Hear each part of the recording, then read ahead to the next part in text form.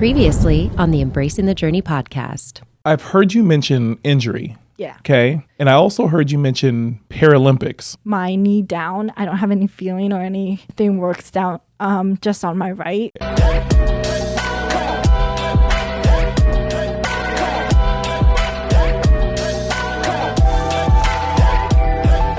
Welcome back to Embracing the Journey podcast. How many times do you explain to someone what it is that you do and they associate what it is that you do with the Special Olympics? Honestly, luckily, I've never had that experience. Good. Because I guess I'm more open.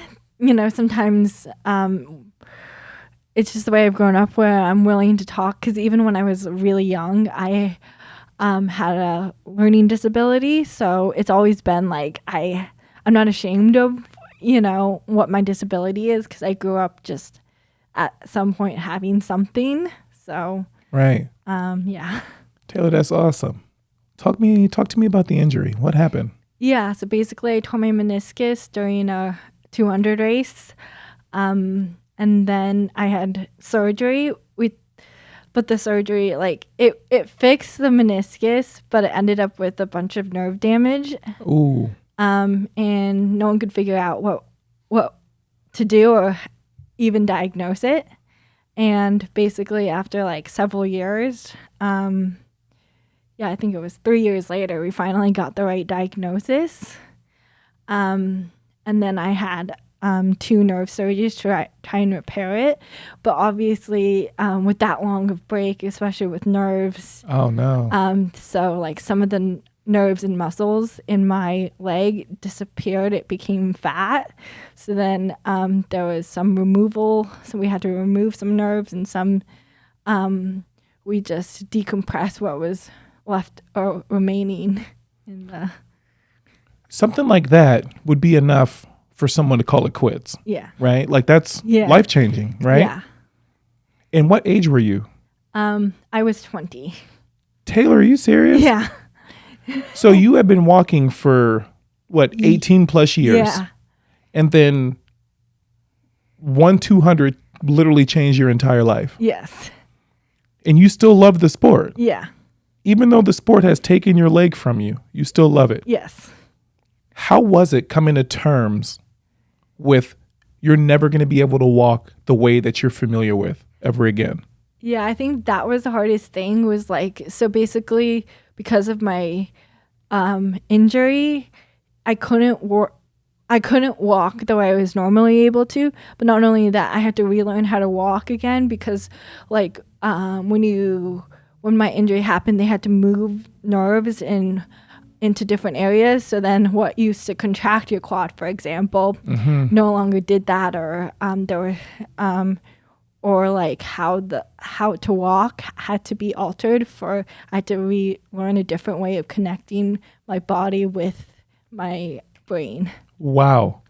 So what was physical therapy like?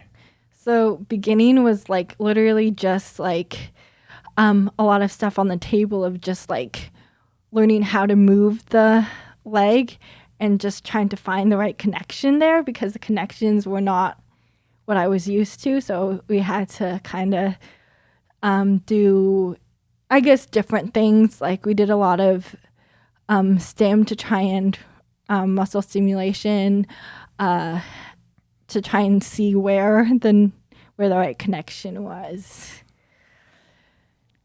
This is amazing. And it's more amazing that you're so open to talk about it. But why are you so optimistic and so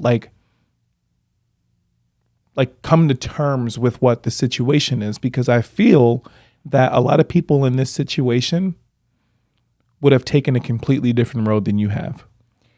I guess my whole thing is I wanted to try as hard as I can to get back. And part of it is would I have regrets for not trying or giving up? And I did feel if I didn't push and see how far I could go, that I would have regrets. And I didn't want to have that. Yeah. What type of regrets are you referring to?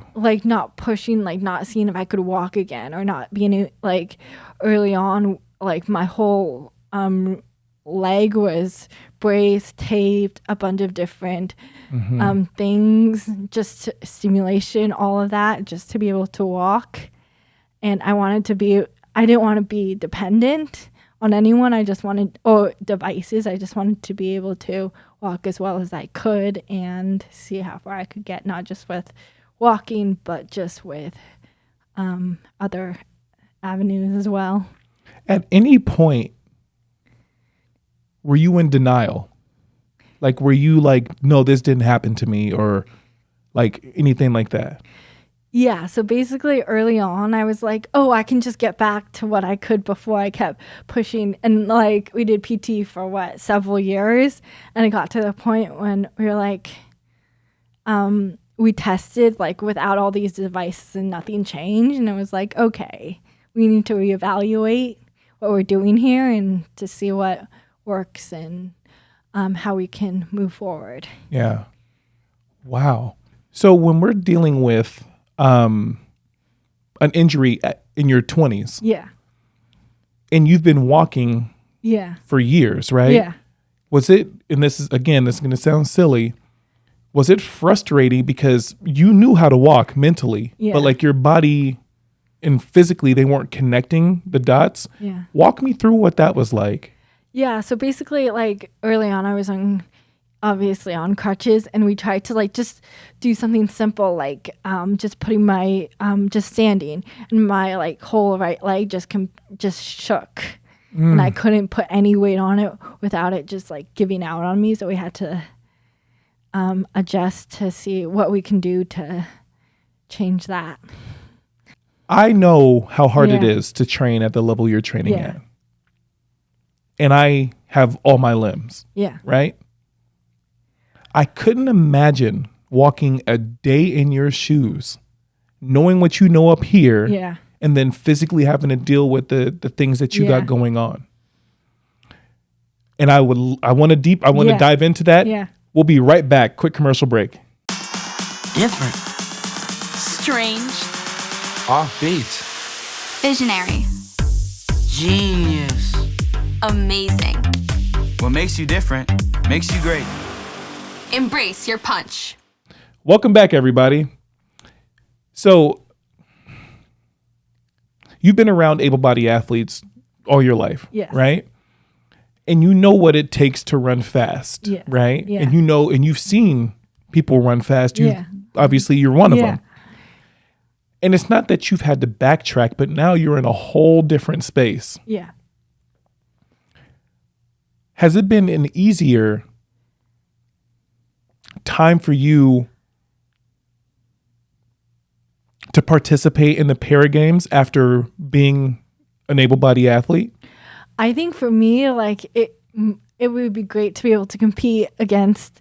I would, as a para athlete or just as an athlete, I want to be able to compete with the able-bodied athletes, and knowing that, like, well, that would be great. It's just not, in the cards. There are certain things that just I can't do. And like, for example, the start, and then at the end of the race, like I don't have the control to like stop.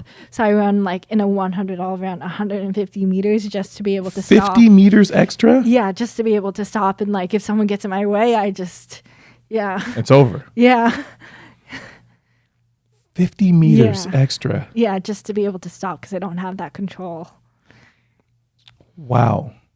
So you've been a para athlete for how many years? Yeah, so I just started. So last year was my first year. And how many competitions have you been in so far? So I've done like one para competition and just a bunch of able-bodied competitions in the area until I. Where was the para competition? Spokane, Washington. Okay, at the new facility. No, it was at some high school. Yeah, I don't know exactly. Yeah, I don't remember. And what was that like? That was super interesting. It was my first experience in the, para side of things.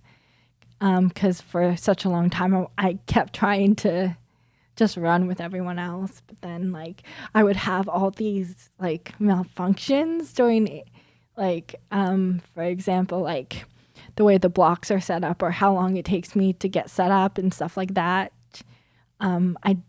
With able body was much shorter, so sometimes they would start without me. No. So before I was set up, so I had to adjust to stuff like that. Okay. So then it became clear that in para, it just allowed me to be at my best rather than trying to compete against able-bodied athletes. Gee whiz. Okay. And what has been your favorite able-bodied competition? And I mean that in the way of like you either competing against the able bodies or you being an able-bodied athlete yourself. Yeah. I guess it would probably be being able to compete against able-bodied athletes, like learning what I needed to do and adjust to running in able-bodied category versus my current category. Is even though I don't win, but just that competition and just being able to show, I guess, the other competitors that, you know, just because I have this disability doesn't mean I can't run fast. Right.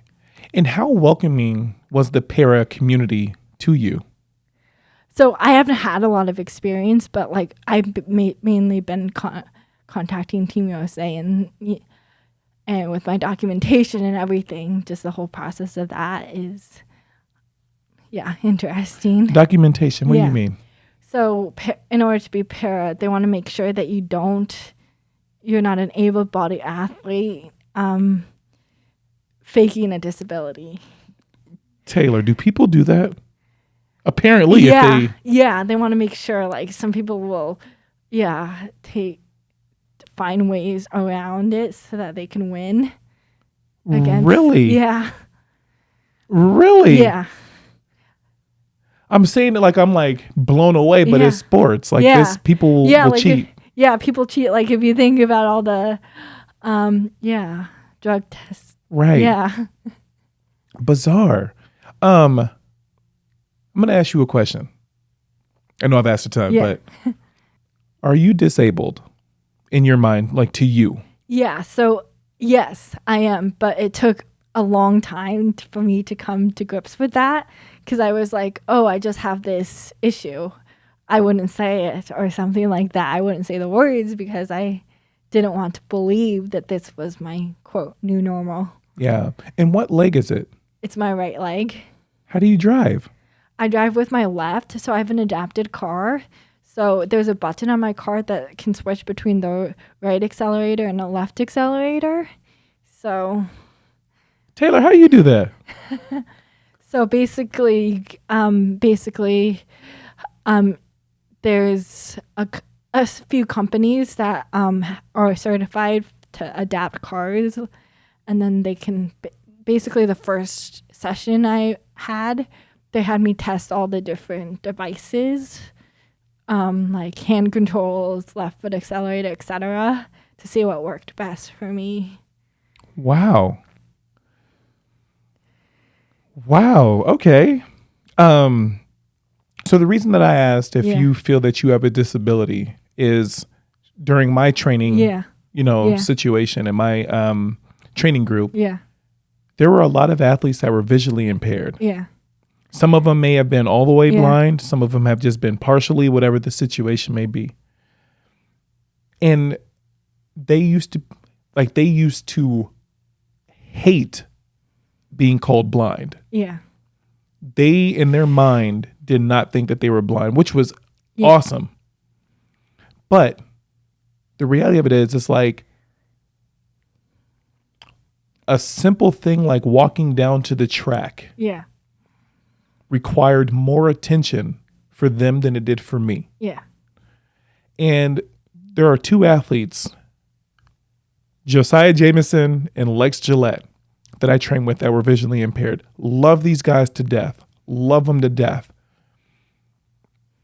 And I felt somewhat responsible every time that I was with them for their safety. And there may be a situation on where most of that is true, but a lot of it is like they were blind well before they knew me. Yeah. And they're going to be blind well before or well after I leave here, right?